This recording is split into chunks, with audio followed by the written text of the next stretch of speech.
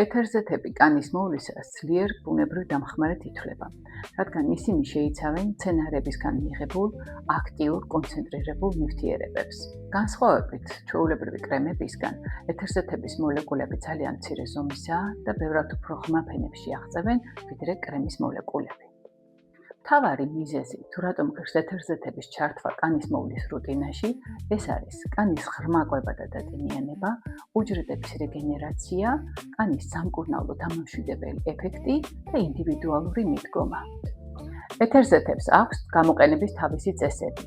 არ შეიძლება განმზადებელი სახით გამოიყენოს ეთერზეთი პირდაპირ კანზე, ამან შეიძლება გამოიწვიოს დამწრობა და ალერგიული რეაქციები.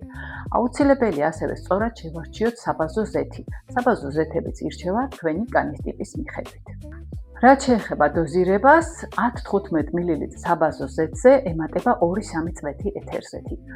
ზოგადად გამოყენებამდე აუცილებელია ალერგიული ტესტის ჩატარება. ამისათვის მიღებული ნარევი უნდა წაისვათ იდაყვის შიდა მხარეს და დააკვირდეთ 24 საათი, რომ არ გამოიწვიოს ალერგიული რეაქცია. ვიდეოს აღწერაში დაგიტოვებთ კოსმეტიკური ზეთების და ეთერზეთების ჩამონათვალს, რომელიც გამოიყენება მშრალი კანის ტიპისთვის. რაც შეეხება სხვა კანის ტიპებს, მომდევნო ვიდეოებში აუცილებლად ვისაუბრებ.